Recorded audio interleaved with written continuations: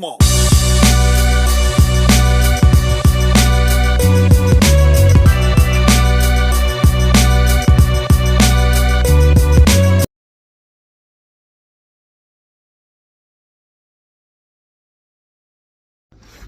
Happy Wednesday, y'all. Hey, friends.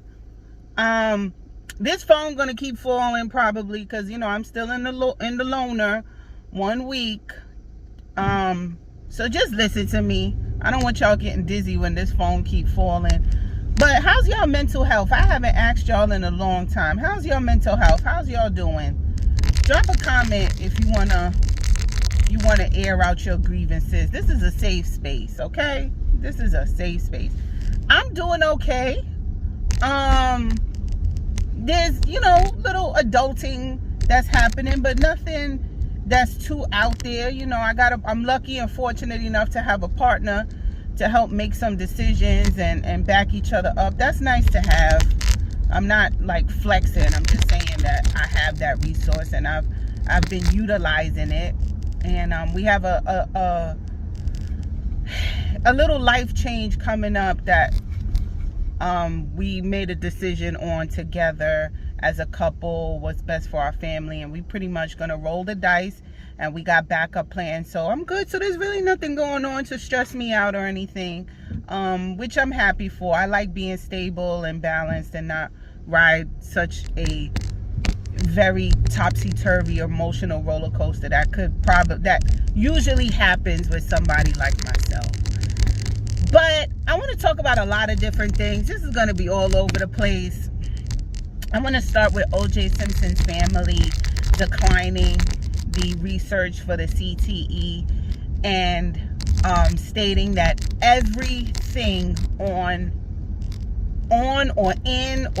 installed on O.J. Simpson will be cremated.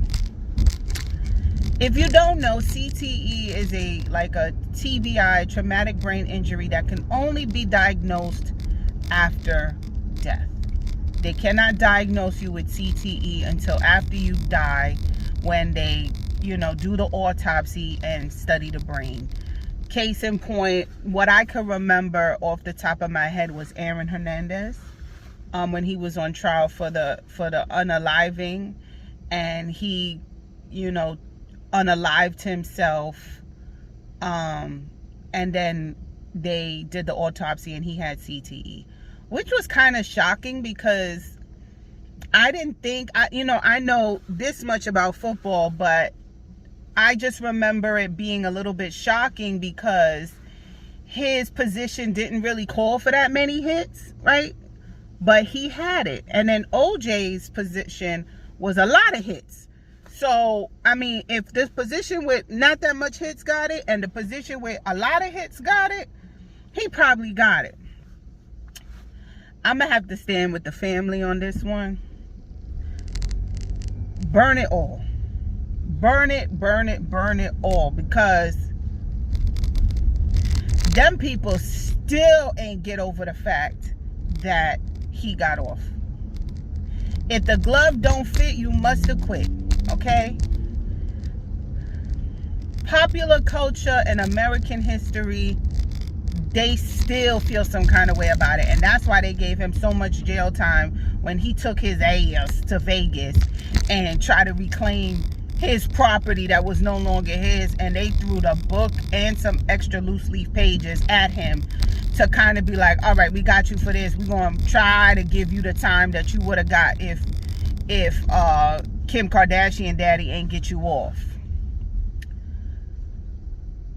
So, good job. Good call, family. You don't need them. We don't know how advanced the technology is. Elon Musk talking about he putting in chips in paraplegics' brains that they could control computers and stuff. We don't know what they're going to do if they get a hold of that brain and put some device on it, and now they got the visuals, because I'm going to mouth it. We as a community, right? But we're going to look out. Our owns had looked out for him because this was coming off the heels of what was it, Rodney King, and that black girl that was pow-powed in that convenience store by that Asian woman, and all of that jazz. So that was coming off the heels of that, and we just wanted our big one. You know, we were tired of being taken advantage of, and this was our get back, even though, right? So this was our big get back, and just to try to, you know, give him a chance, even though he said, I'm not black, I'm OJ. Oh, okay. And so sorry, this rotunda circle, oh my god. But anywho, right, y'all got what I'm saying, right? Y'all get me, right? We here, right? So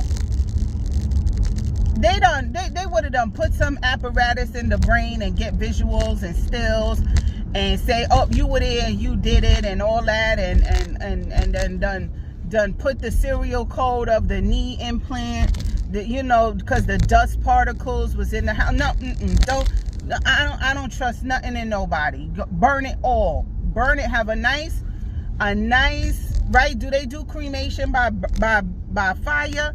I did see somewhere that they do hydro cremation using water. Let's not start with that. Let's do the fire. Let's do the incineration and put all of that together, all of that, grind it all up and bury it, or keep it in the mantle of one of his current house. I don't know. Don't give up nothing. I mean, so what if he's diagnosed with CTE? What is that gonna do for y'all? What is that gonna do for y'all? Nothing. Just letting y'all know that football is dangerous and it has lifelong consequences and yada yada yada. And we know that already. There's been enough ex-players that have passed, that have had the autopsy, and they have had CTE, right? We know that football, a career in football, in your position, right? If you get hit a lot, or if you get hit at all, there's brain trauma and whatever. So, good call on OJ. Now, what was my next topic? Good call on that. You see what happens when this old broad don't get her notes? Hold on, y'all.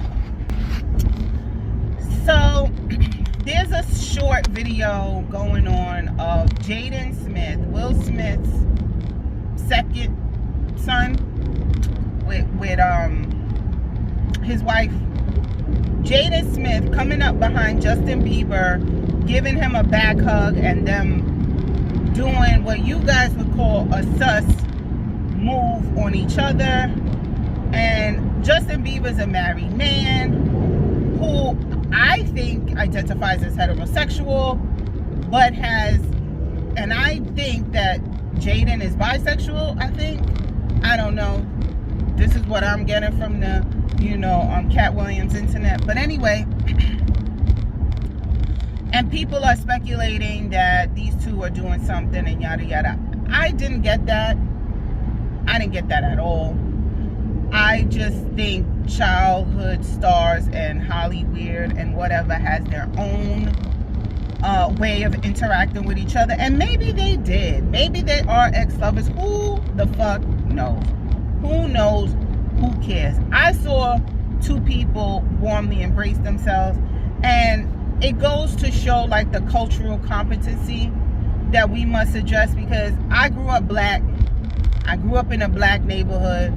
My mama black by the way of Caribbean, right? Not American black, but she black. My daddy black by way of Caribbean and FBA. And my neighborhood half was black Caribbean, black American, and then Hasidic Jew.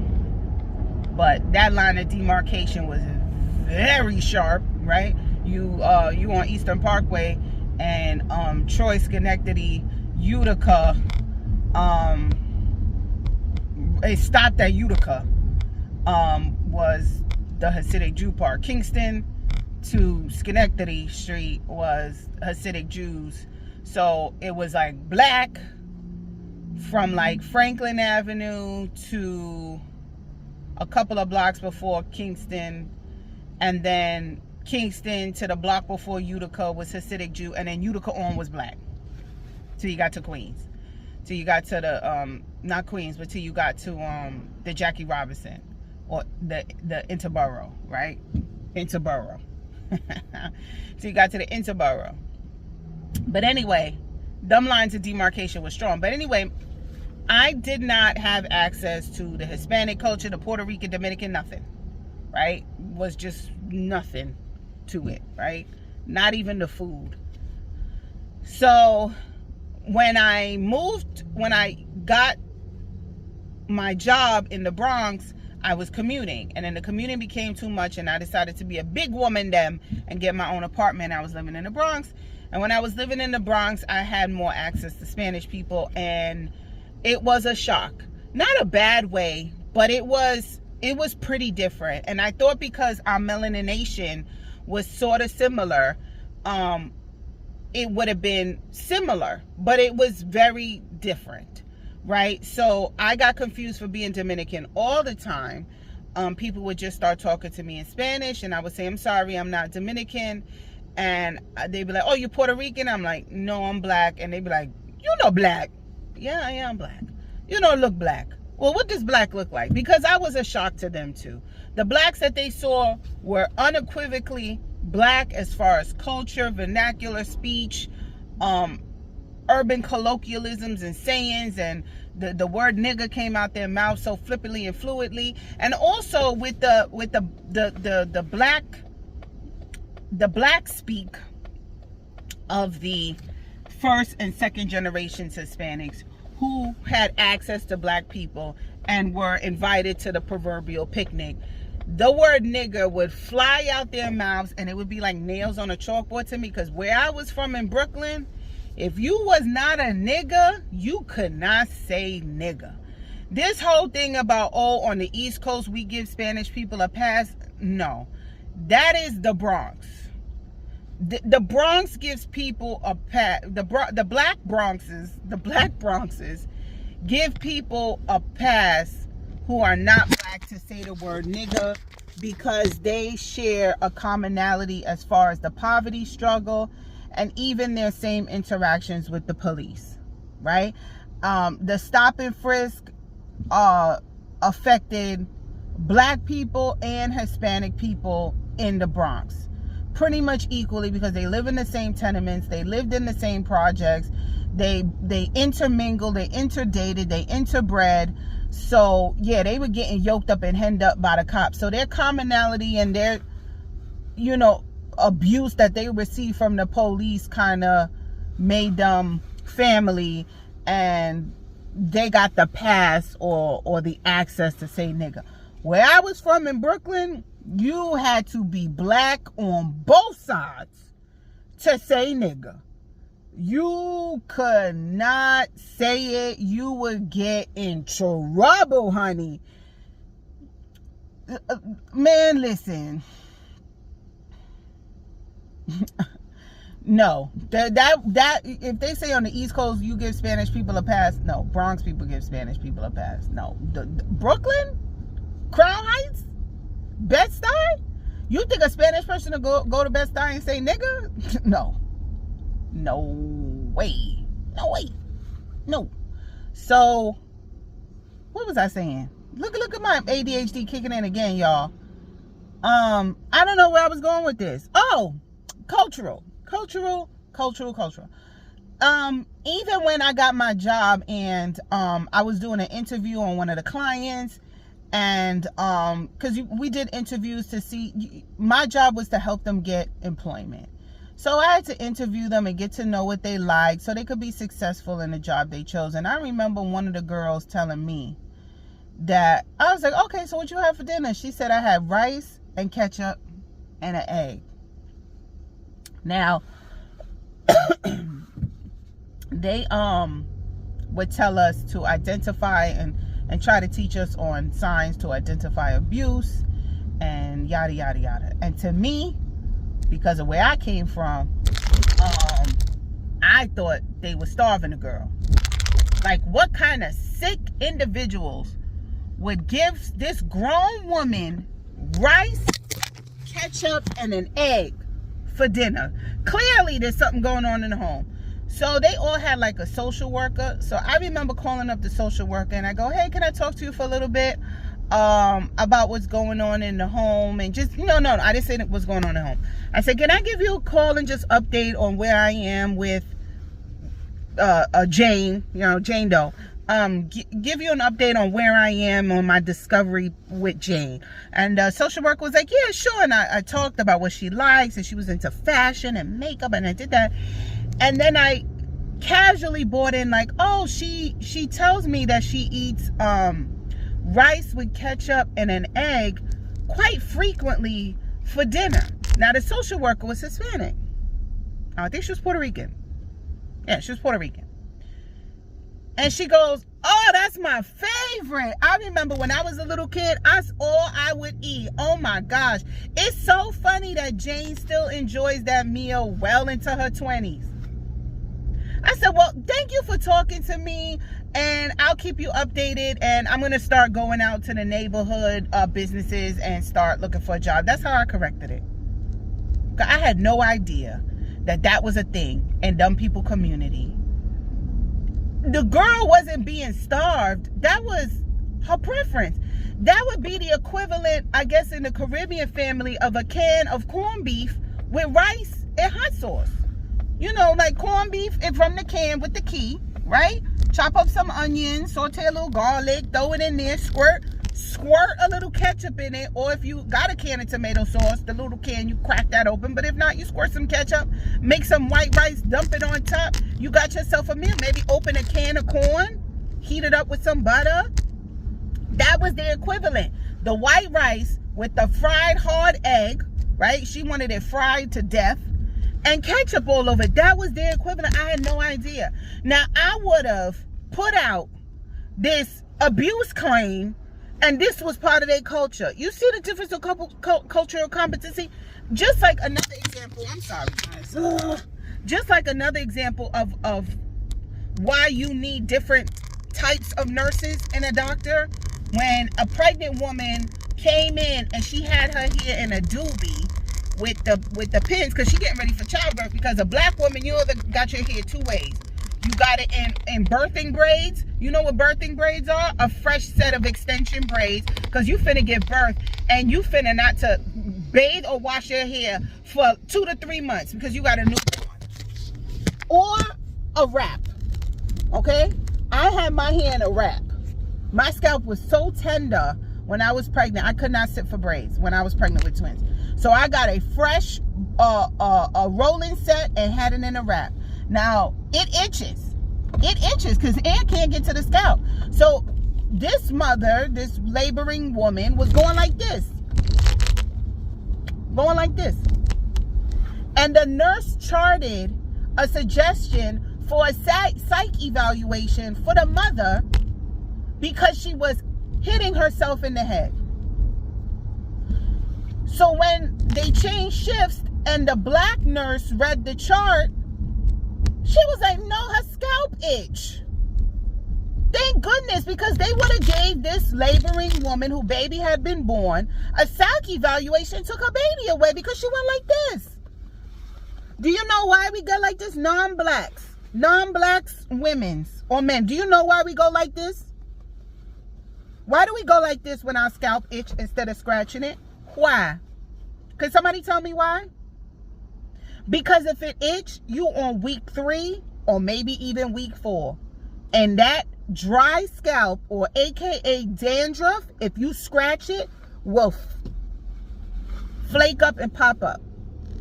So you need the sweet relief of the banging on the scalp without riling up the dandruff. That's why.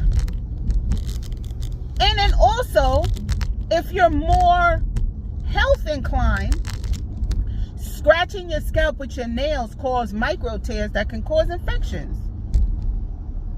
So you already got a dirty scalp, right? Because your hair need washing. Your hair need washing, you got a dirty scalp. You're going to finna scratch it and open sores? No, you pat. You pat it.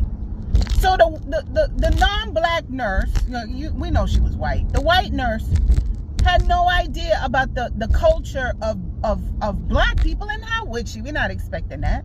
Just like I thought rice with an egg and ketchup was punishment food.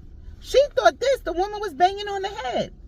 But this is why you need diversity in the workplace, because our cultures and our lives rarely intermingle with each other until we get to work or until we go to college.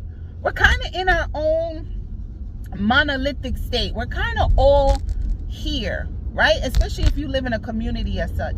It's not till you leave the community that you have access to other people. Other people have access to you. I recently made pernil, aka roast pork, and these people been on earth damn near 60 years, have never had a Spanish pernil or roast pork. Never had it, ever. They've had pulled pork, they've had this, they never had it. Never had Spanish rice with olives and guandules. Never. But I also have never had 3-bean salad. I've never had bean dip. I've never had ambrosia. I've never had a quiche. These are the foods that I was exposed to. I never had quiche. And my first like real good office job, I never had what's the caviar? I had caviar when I was in college, working in college. I had a full-time office job in college. Caviar, never had it.